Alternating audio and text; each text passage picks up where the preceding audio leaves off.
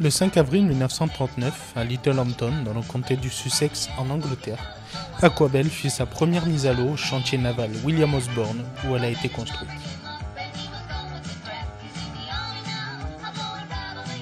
Réquisitionnée par la Royal Navy en 1940, elle participe à l'opération Dynamo à Dunkerque.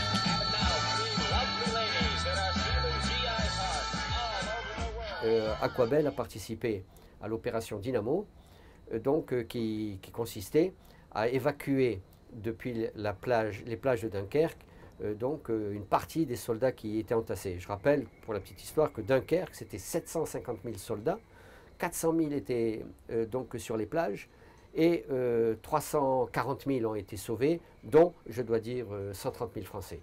Au vu de ces faits d'armes, Aquabelle s'est vu attribuer la décoration de la Croix de Saint-Georges.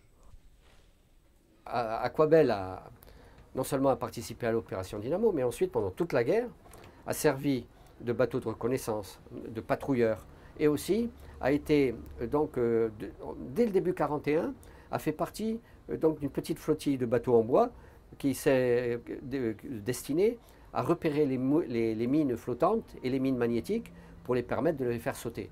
Et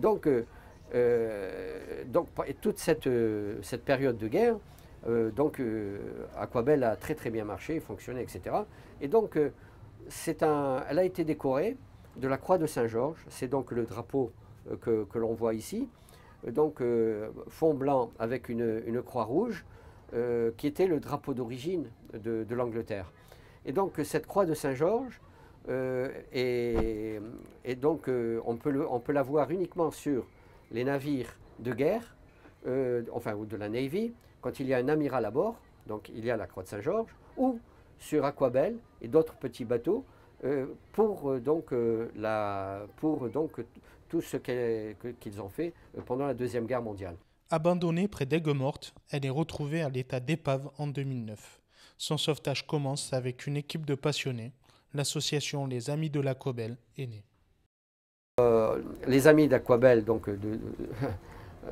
c'est maintenant une association d'une cinquantaine, 50-55 personnes, qui ont tous le même but. Bien sûr, maintenir en état de naviguer Aquabelle, et nous naviguons en période d'été pratiquement toutes les semaines, mais aussi c'est pour garder le souvenir de tous ces soldats qui se sont sacrifiés pendant la Deuxième Guerre. Et présenter notamment, c'est présenter non seulement aux personnes qui passent comme ça, mais présenter aux jeunes l'exemple d'un bateau ordinaire qui est devenu extraordinaire, comme l'a titré un journal anglais, et aussi comment une équipe peut faire des choses incroyables. La restauration de ce bateau était pratiquement inenvisageable, parce que c'est 6 000 heures, avec des tarifs... comment faire 6 000 heures multipliées par 60 € de l'heure minimum, ou 50 €, c'est des budgets impossibles. Et donc, ça a été fait grâce à l'amitié et grâce justement à l'association. Aujourd'hui, Aquabelle resplendit sur son ponton à Palavas. Alain se remémore son histoire grâce à des albums d'époque et des journaux des deux pays. C'était quand même quelque chose de palpitant. Cette photo de droite, alors ça c'est Benjamin Taylor, le premier propriétaire, à bord de pilotage, il pilotait Aquabelle. Le pavillon du Yacht Club Royal. Et il était le commodore, c'est-à-dire le président du Yacht Club Royal, qui était à Poole. Ça c'est quelque chose d'historique aussi. Hein. Aquabelle participera en 2020 au 80e anniversaire de l'opération Dynamo et emmènera avec elle Christian Dessau, ancien combattant de la Seconde Guerre mondiale. En 2020, nous serons une autre fois à Dunkerque pour les commémorations. Et là, je pense que nous aurons à bord quelqu'un de vraiment exceptionnel. Et je pense à notre ami Christian Dessau. Je peux résumer un petit peu son histoire. Et c'était un gaillard à 14 ans, 1,80 m, etc. Il part de chez lui en vélo, il arrive Donc c'était exactement l'opération Dynamo. Lui, son idée, c'était d'embarquer pour l'Angleterre.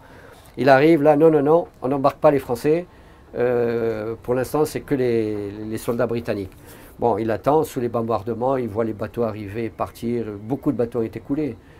Près de 60% de la flotte de petits bateaux a été anéantie. Bon, Aquabel, non. Et donc, et après, il se présente, quand il apprend que les Français peuvent embarquer, il se présente, il dit, ah ben non, mais quel âge tu as? Il dit 17 ans. Il n'a pas osé dire qu'il avait 18 ans, il en avait à peine un peu plus de 14. Ah non, tu es trop jeune, il faut attendre 18 ans. Et donc ce monsieur, il est arrivé par hasard ici, il voit Aquabel, il dit, mais attends, ce bateau, je l'ai vu, je le connais. Et alors il monte à bord, évidemment, il commence à parler de son histoire. J'ai dit, ben oui, Aquabel était là-bas, etc. Et donc, maintenant, notre projet, le grand projet pour ces prochaines années, et comme je disais à Christian, parce qu'on est devenus copains ensuite, je dis, fais le maximum, tu as 92 ans, hein, donc économise-toi, parce qu'il faut que tu sois à Aquabel, il faut montrer aux Anglais que les Français, ils ont la tête dure aussi. Même 80 ans après, tu reviens, et sur Aquabel, tu feras ta traversée. Aquabel ne cessera jamais de vivre grâce à une belle équipe de passionnés. Pratiquement tout a été restauré à l'original, et y compris la corne de brume et d'appel qui a un son... Voilà, c'est quand même puissant. Ça va réveiller nos amis là, qui font la sieste à Palavas. La cloche originale d'Aquabel nous a été rapportée donc, par notre ami Colin Di Mello. Et ça a été un moment d'émotion intense quand la première fois la cloche a tinté, a vibré ici sur Aquabel.